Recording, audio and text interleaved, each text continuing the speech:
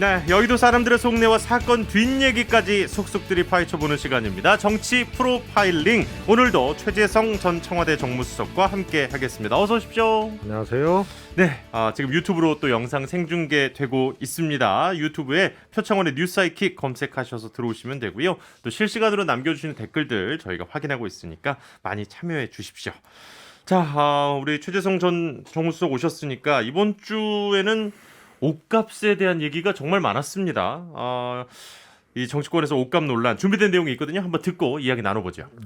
김정숙 여사의 그 브로치가 진짜 2억이 넘는 거냐? 뭐 짝퉁은 2만 원 정도라는데 그다음에 진짜 옷값이 국가 기밀이냐? 이에 대해 청와대는 제기되는 모든 의혹이 가짜 뉴스라고 정면 반박했습니다. 특활비 등 국가 예산은 쓰이지 않았다며 해당 장신구 역시 고가의 명품이 아닌 전혀 다른 제품이라고 설명했습니다. 네, 정미경 국민의힘 최고위원 목소리였고요. 또 그리고 청와대 입장에 담긴 MBC 뉴스를 들어봤는데요. 청와대가 공식적으로 반박을 했습니다. 사비를 사용했다. 이제 이런 내용이었는데 이 논란 어떻게 보셨습니까? 어처구니가 없죠. 우선은 그러지도 않았지만 특활비라는 것은요. 사실은 항목 기재도 안 하거든요. 예. 두 가지 유형이 있는데 국정원처럼 아예 그냥 국정원 예산 자체가 그냥 특수활동비로 규정이 돼가지고 아예 그렇게 편성되는 경우도 있고, 예. 검찰이라든가 이제 국회라든가 청와대 또 각 부처에 여러 예산 중에 하나로 특수활동비가 편제되는 이 두 가지 경우가 있는데요. 네네. 예를 들어서 식사비도 특수활동비에 들어가는 거예요. 그래서 특수활동비는 정치적 목적이나 예를 들어서 이명박 정부 때나 박근혜 정부 때나 이것을 상납을 받거나 이러한 것이 아니면 자체적으로 어디든 쓸 수 있는 겁니다. 그래서 특수활동비를 가지고 탓하는 것 자체가 문제고요. 예. 그다음에 두 번째로 사비로 그거를 하셨다 그러는 거 아니에요? 네. 그리고 문재인 대통령은 사실은 식재료 값도 공적 업무하고 이 소위 말해서 이제 대통령이 살림이죠. 거기에 들어가는 식재료 값도 분리해 가지고 공금을 안 쓰고 있거든요. 그래서 저런 걸 저렇게 그러면 논리가 막 그렇게 되는 거예요. 그러면은 안 썼다는 거, 옷 산 거, 사비로 산 거 공개하면 되지 않느냐. 그렇죠. 이런 식의 그러면 공개하면 또 공개하는 대로 또 트집을 잡을 거고 말이에요. 그래서 저거는 첫 번째 특수활동비는 어떤 용도로 써도 상관은 없다. 예. 두 번째, 그러나 그렇게 쓰지 않고 사비로 했다. 이렇게 해명을 한 거고요. 브로치 문제도 명품 아니면은 짝퉁이다 그러는데 그거는 원래 소장하든 하고 계시던 거를 이 착용을 한 걸로 그렇게 해명을 그렇게 했는데요. 밝혔죠. 네. 예. 그런데 또 그거 갖고 또 그래서 이거는 너무 정치적으로도 저열하고 비열한 그런 지적이죠.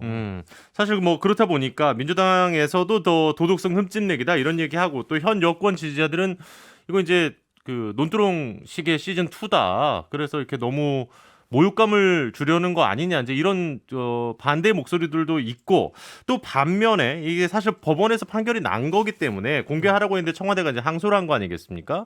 그렇다 보니까 문재인 대통령이 5년 전에 다 오픈을 하시겠다고 해놓고 왜 오픈을 안 해주냐 이렇게 생각하시는 분들도 있더라고요. 아니 특수활동비는 공개 대상이 아닙니다. 법원이 그렇게 판결을 한 거고, 예. 검찰도 항소를 했죠. 그런데 문재인 대통령이 과거에 말씀하셨던 것은 청와대 예산을 얘기를 하는 거고요. 특수활동비는 원래 비공개 대상입니다.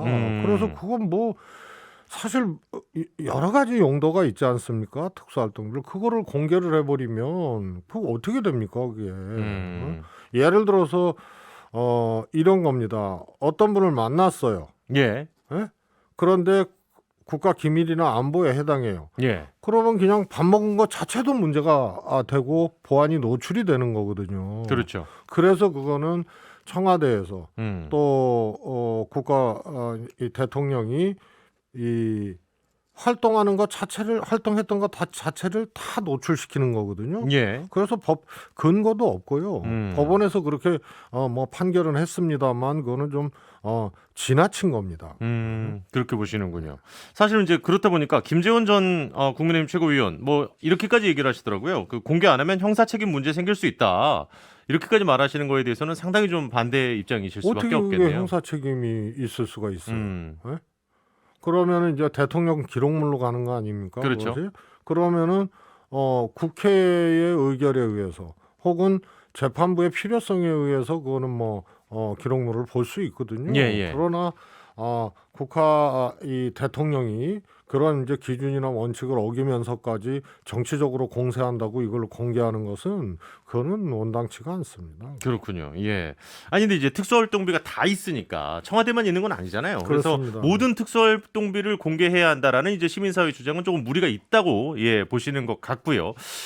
잠시만 그러면 광고 듣고 와서 계속 정치 프로파일링 이어가겠습니다. 네, 표창원의 뉴스사이킥 최재성 전 전무수석과 함께 정치 프로파일링 이어가겠습니다. 특활비 얘기는 이 정도로 하고요. 다음 주제 넘어가 볼까 하는데요. 특활비 얘기 끝났나요? 하시고 싶은 얘기 있으면 마저 하실 수 있는 시간 좀 더 드리겠습니다. 그러면. 이번에 김정숙 여사님에 대해서 여러 가지 막 그냥 공개들을 하고 옷값이 얼마니 막 그러잖아요. 자세히 살펴보면 심지어는 뭐 이멜다 전 필리핀 네. 마르코스 부인하고도 비교를 하고 막 비아냥을 하는데 명장구두라고 해서 마치셨잖아요. 15컬레를. 그 20만 원에서 40만 원 사이예요.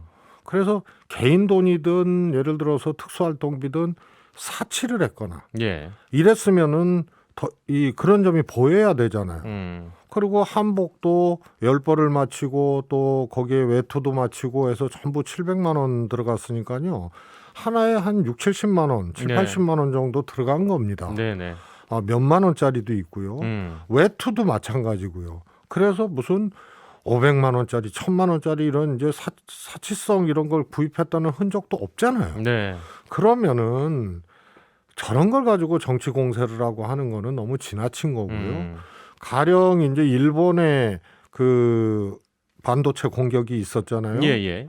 그때 뭐 저도 당에서 일본 경제침략 특위위원장을 했습니다만 청와대에서도 그때 너무 충격적이니까 그 정보를 파악을 하고 분석을 하려고 우리 기업 또 외국 관계자 뭐 전부 만나거든요. 그 특수활동비입니다. 예. 그러면은 그런 것들이 다 노출이 되는 거예요.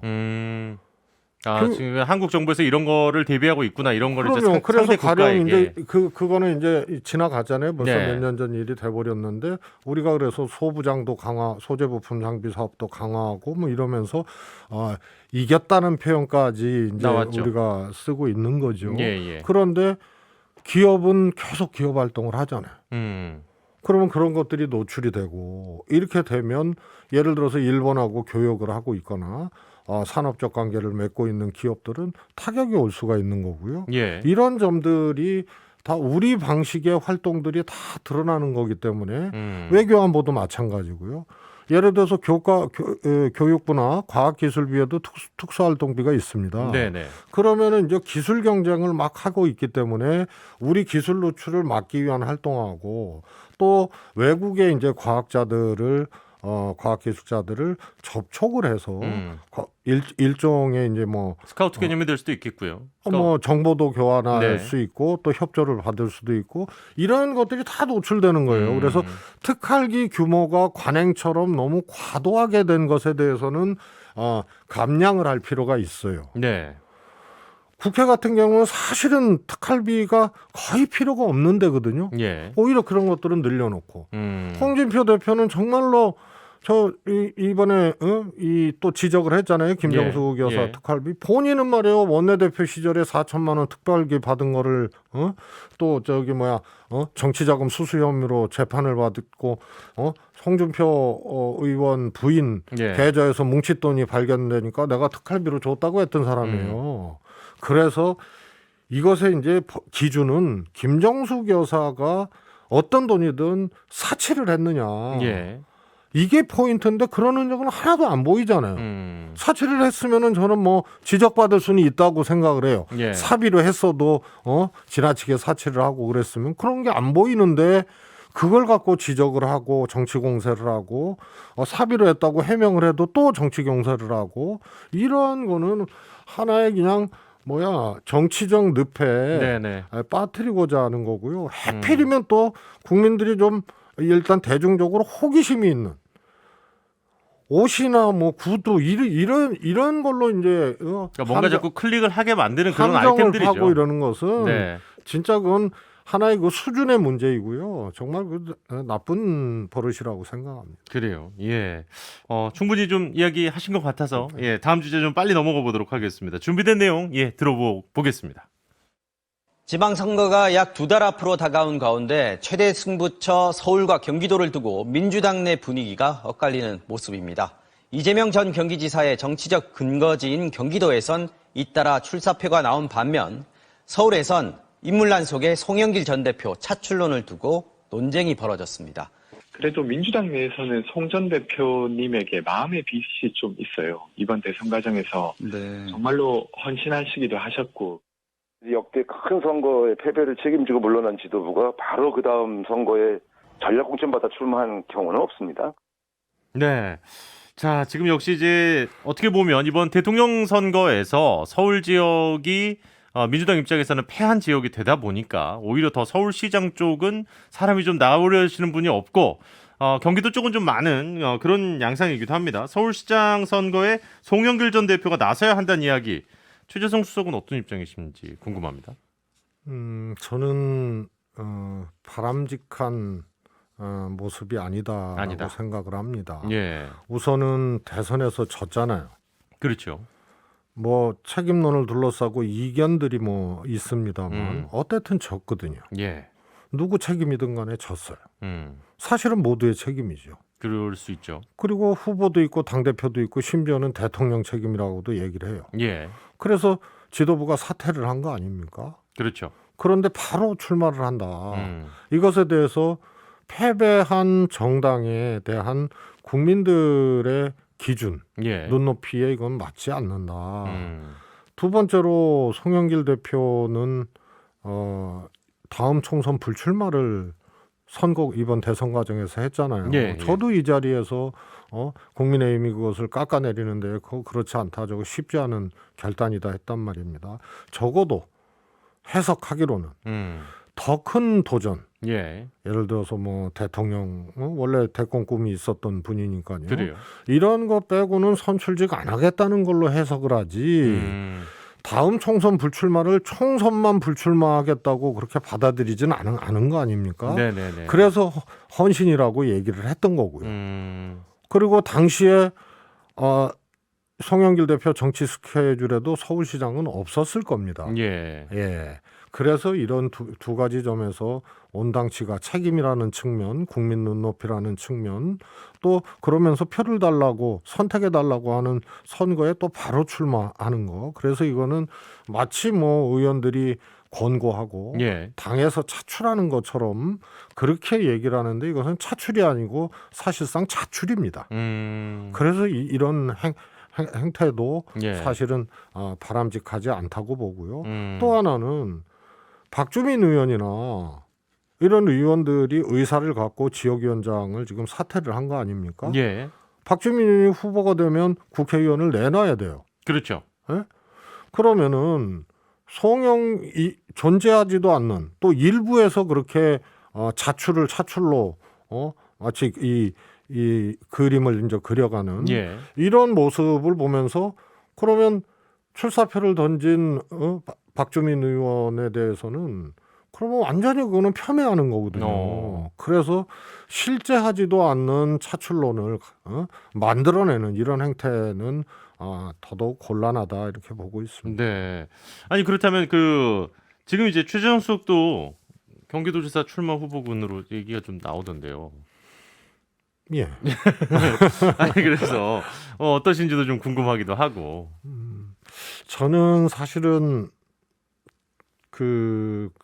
이 공인들을 네. 특히 정치인들은 공적인 마음과 그 다음에 개인의 도전 이런 개인의 전망 이런 것들이 아주 균형 있게 자리 잡고 있어야 된다고 봅니다. 네네. 근데 이제 권력 의지라는 것을 다 권력 의지도 없는 사람은 정치할 자격도 없다고 이렇게들 얘기를 하지만 예. 그것이 개인의 어떤 정치적 욕망만으로만 된다면은 그거는 바람직하지가 않거든요. 그래서 그러면 공심이란 뭐냐? 이 상황에서 대선에서 패배한 민주당에서 예. 모두가 책임이 있는데 저도 뭐 책임이 있는 사람 중에 하나이죠. 그래서 경기도지사의 출사표를 던지는 거는 명분과 또 개인의 지향이 또 같이 있어야 되거든요. 그래서 이런 해석을 어떻게 할 것인지. 네. 또 하나는 김동연 부총리가 또 지금 내일 거론되고 뭐 있죠. 기자회견을 해서 예. 서울이든 경기든 이제 뭐 발표를 하실 텐데요. 네. 이런 상황에서 그 방식이 그냥 경선이냐 아니면은 뭐 또 다른 방식이냐를 이제 확인을 하고 그리고 판단을 할 작정입니다. 알겠습니다. 뭐 지금 일단 뭐 김동연 대표가 또 경기지사 쪽으로 가닥을 잡았다는 보도도 나왔어요. 일단 내일 한번 보고 어떤 마음이신지는 경기 알겠어요. 쪽으로는 뭐 그거는 뭐 확실한 것 같습니다. 네, 알겠습니다. 정치 프로파일링 오늘은 여기서 마무리하고요. 지금까지 최재성 전 정무수석과 함께했습니다. 오늘도 고맙습니다. 감사합니다. 평일 저녁 6시 5분에 여러분을 찾아갑니다. MBC 라디오 표창원의 뉴스 하이킥.